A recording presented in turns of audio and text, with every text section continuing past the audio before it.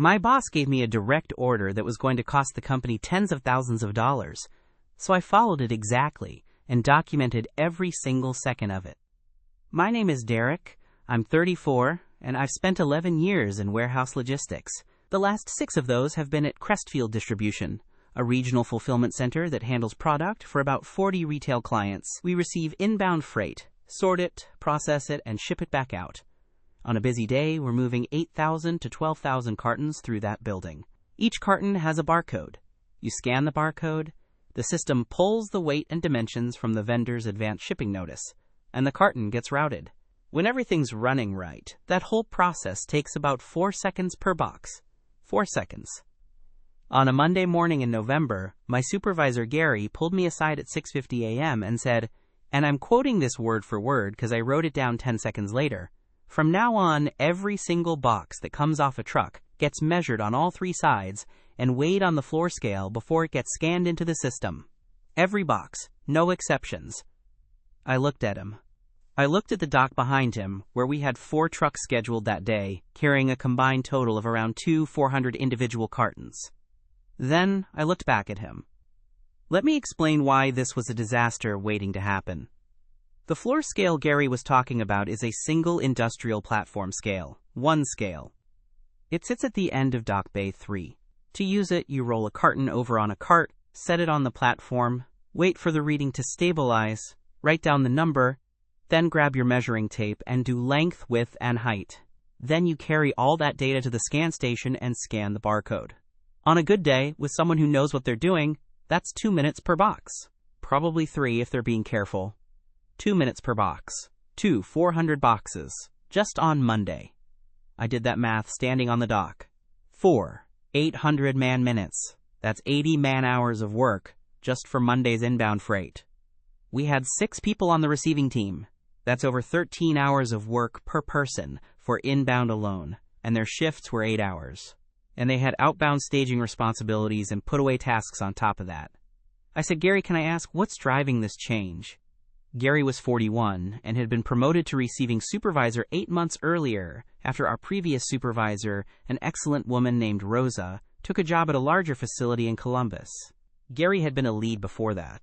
Not a bad lead, but a lead. Supervising was different, and Gary hadn't adjusted well. He had a habit of making big policy decisions without consulting anyone and then defending them like his career depended on it. He said the corporate audit had found 3 clients with weight and dimension discrepancies on their invoices, and they were getting ahead of it. I told him the discrepancies came from vendors shipping wrong. The fix was flagging the advanced shipping notice mismatches in the system, not hand measuring every carton that came through the door. He looked at me and said, "The rule is the rule, Derek. If you've got a problem with it, put it in writing." So I did. I went to the break room, opened my laptop, and sent Gary an email at 7:04 a.m.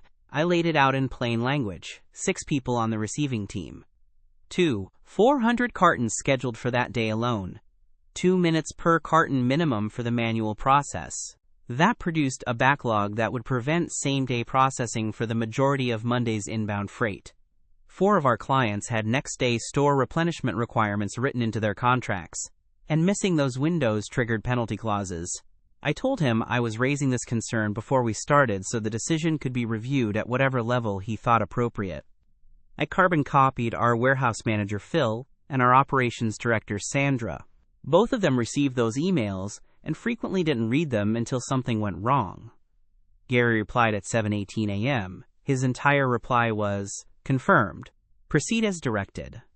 I printed that email chain, I put it in a folder, I went back to the dock. I gathered the team and told them exactly what Gary had instructed. Marcus, who was 28, had been with us 4 years, and was the fastest scanner we had, actually laughed out loud before he caught himself. Priya, who was 31 and meticulous about everything, immediately asked if there was a specific form for recording the measurements. I told her we'd use a printed log sheet, and I'd make them up. I spent 15 minutes designing a log sheet on my laptop and printed 50 copies. That was 15 minutes we weren't processing freight, and I noted the time, 7:31 a.m. The first truck backed into Bay 1 at 7:45. Normally we'd have a truck unloaded and scanned within 90 minutes. This one had 380 cartons on it, mixed product for 6 different clients. We rolled the first carton to the scale at 7:52 a.m. Marcus measured and weighed it. I logged it. We scanned it. 7:55 a.m. 3 minutes for one box. By 9 a.m. we had processed 68 cartons from the first truck. Normally, by 9 a.m. on a Monday we'd have the first truck completely done and be halfway through the second. Gary walked through at 9:15. He looked at the dock. He looked at the pile of unprocessed cartons stacked up against the wall. He looked at Marcus standing at the scale with a tape measure. He said nothing. He walked back to his office. I caught Marcus's eye across the dock as Gary disappeared around the corner. Marcus raised both eyebrows. I shook my head once. Keep going. I sent an update email at 9:20 a.m. Subject line, inbound status update, day 1 of new weighing and measurement protocol. I reported 68 cartons processed in 90 minutes. Estimated completion time for all 4 trucks, approximately 11:30 p.m. I noted that our last outbound staging cutoff for next day client replenishment was 3 p.m., and that based on current pace, no freight from any of the 4 incoming trucks would be processed in time for that cutoff. I carbon copied Gary, Phil, Sandra, and Renata, who was our client services coordinator. I wanted Renata to have as much lead time as possible. Nobody replied. We kept going. By noon, we had done 241 cartons. The second truck had arrived at 10:30 and was sitting at Bay 2 untouched because we didn't have the manpower to start it while we were still grinding through the first one. The driver for that second truck had a delivery window. He called dispatch. Dispatch called our shipping office. Our shipping office called Phil. Phil walked out to the dock at 12:45. Phil was 52, had been in logistics for 25 years, and was not a man who yelled. He was a man who got very quiet. He stood there watching Marcus measure a box with a tape measure, walk the measurement on a piece of paper over to the log sheet, write it down, and then carry the carton to the scan station. Phil's face went completely still. He said, "Derek, what is happening here?"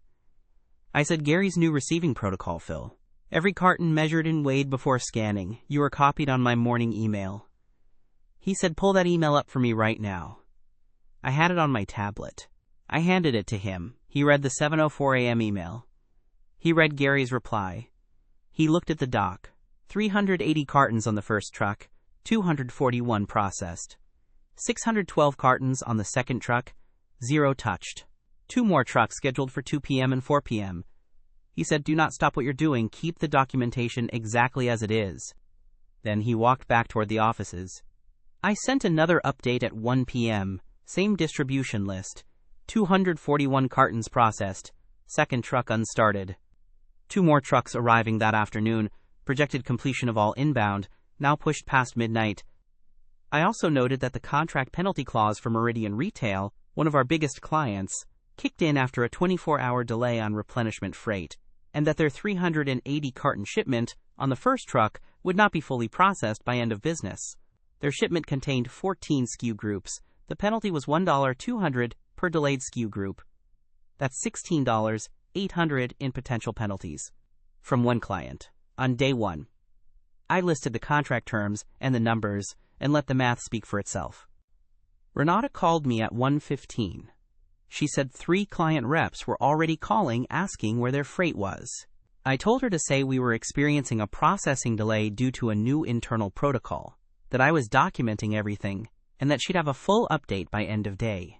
She said this was really bad. I told her I knew and to check her email. At 2 p.m. the third truck arrived. The driver pulled up to Bay 3, saw it was occupied by the scale setup, and asked where to go. We had no available bay. We'd effectively converted one of our 3 active receiving bays into a permanent scale station. I redirected him to Bay 4, which was technically an outbound bay and not configured for inbound receiving. I sent an email at 2:07 p.m., documenting that we were now using an outbound bay for inbound freight due to capacity constraints created by the new protocol. Gary appeared at 2:30. He walked up and said, "Why is there a truck in Bay 4? I walked him through it. No emotion, just facts. Bay 3 was occupied by the floor scale, which per his instruction was now the mandatory first step for every inbound carton. No other appropriate bay was available. Bay 4 was the only open dock. He said, "This is taking way longer than it should."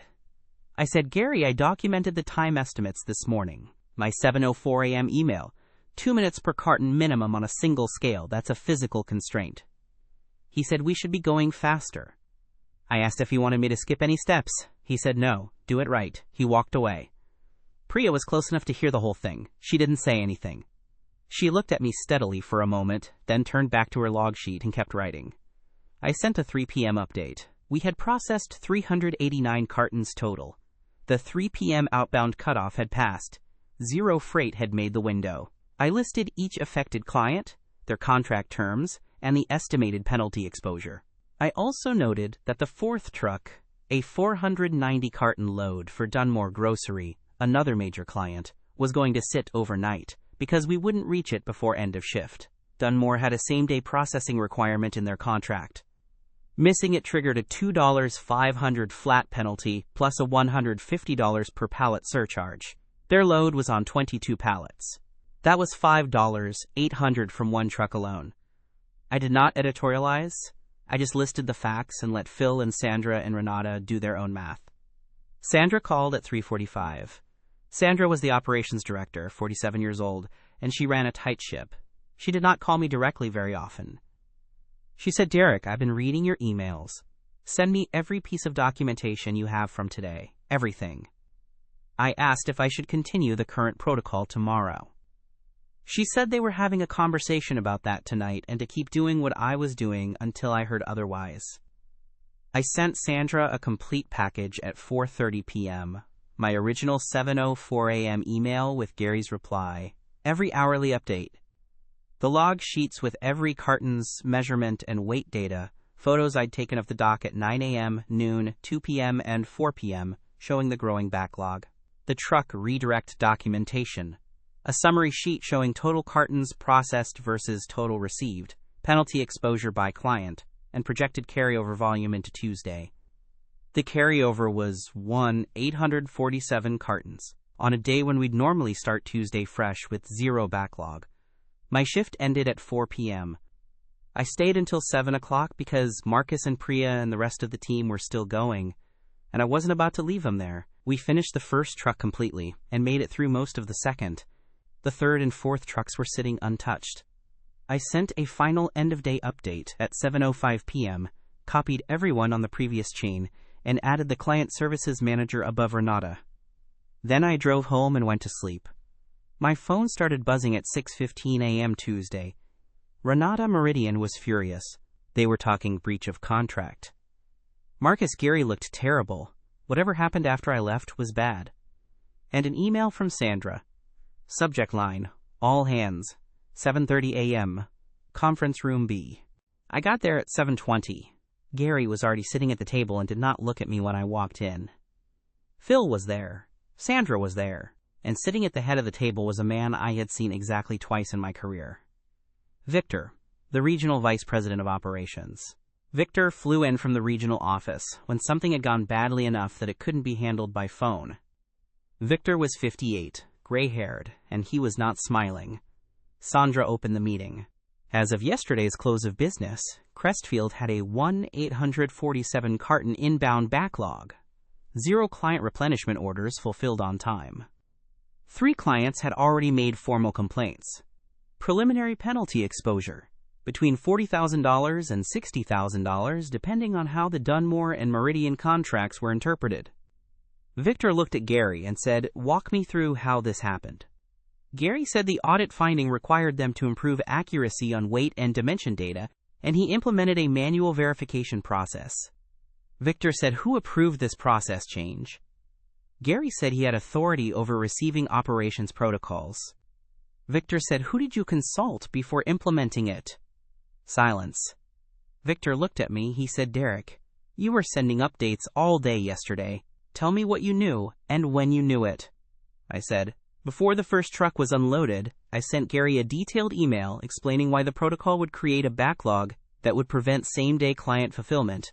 I included time estimates, headcount constraints, and contract penalty exposure. I asked for the decision to be reviewed before we began.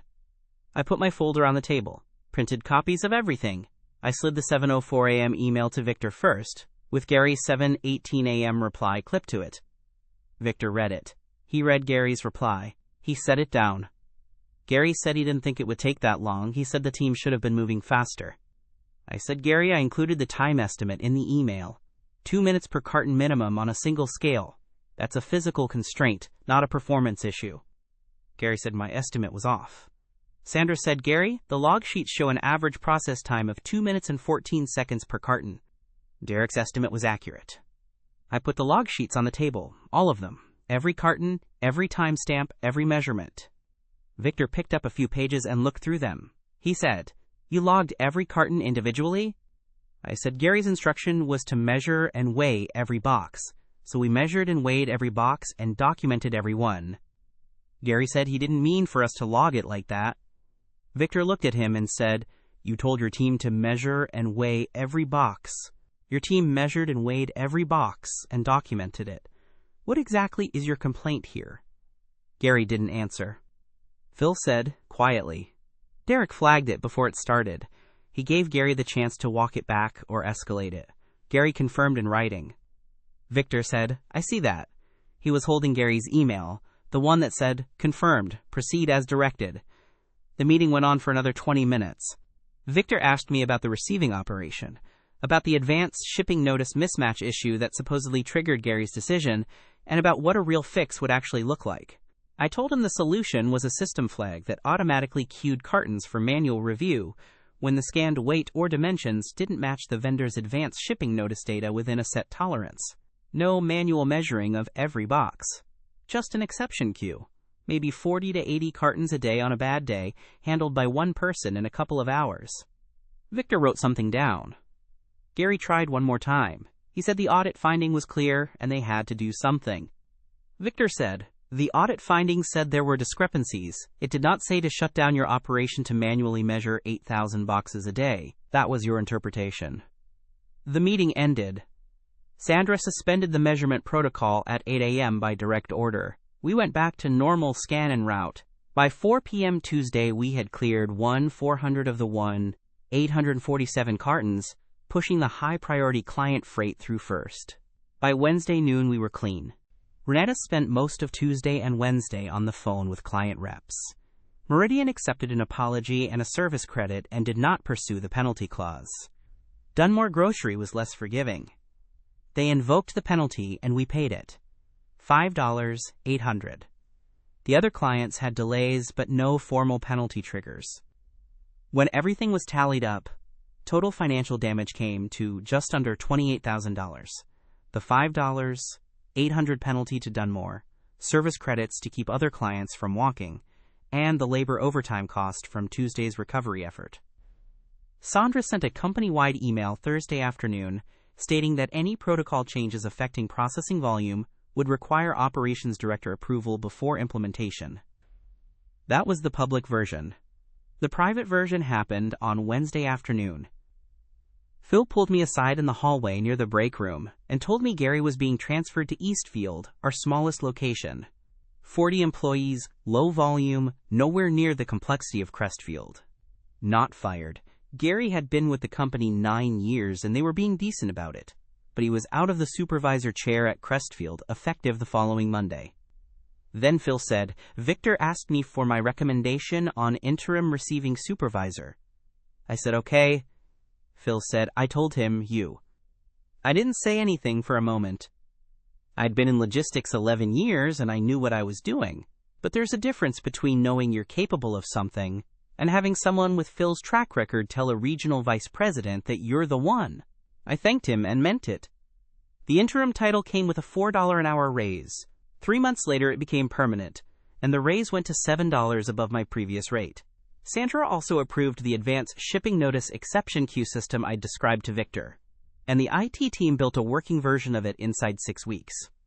Typical day, we flagged maybe 35 cartons for manual review. One person knocked it out in an hour, exactly like I said it would work. I kept that folder. The printed emails, the log sheets, the photos of the doc. I kept it in the filing cabinet in what was now my office, not because I needed it anymore, just because sometimes it's good to have a reminder that being right doesn't matter nearly as much as being right in writing. Gary's last day at Crestfield was a Friday in November. He didn't say anything to me. He packed a small box from his desk and walked out. I watched from the dock through the window. A few weeks later, Marcus asked me why I hadn't just gone directly to Phil or Sandra instead of doing the whole compliance routine. I told him the truth. If I'd gone around Gary without documented evidence, it would have been my word against his. Gary could have said I was exaggerating, that the team wasn't performing, that I had a problem with authority. But when I followed his instructions exactly, documented every step, and copied the right people on every update, there was nothing to argue with. The facts did the talking. The timestamps did the talking. The log sheets did the talking. The $28,000 in damage did the talking. I didn't have to say Gary was wrong. Gary's own email said he was wrong. Confirmed. Proceed as directed. 4 words. That's all it took. Marcus nodded and said, "That's cold, man." He said it like it was a compliment. I took it as one. I've been in this role for 14 months now. The receiving team runs clean. Our on-time client fulfillment rate is at 97.4%, the highest it's been in 3 years. We haven't missed a meridian cutoff since November. Dunmore Grocery renewed their contract in March, and honestly, I wasn't sure that was going to happen. Every Monday morning, I do a quick walkthrough of the dock before the first trucks arrive. I check the equipment, check the staffing, check the schedule. 4 seconds per carton.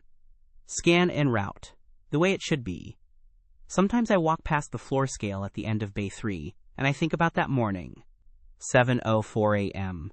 The email I almost didn't send because I thought maybe Gary would come around on his own. Glad I sent it. What would you have done in that position? Followed the rule, gone around Gary directly, or handled it some other way? Let me know in the comments.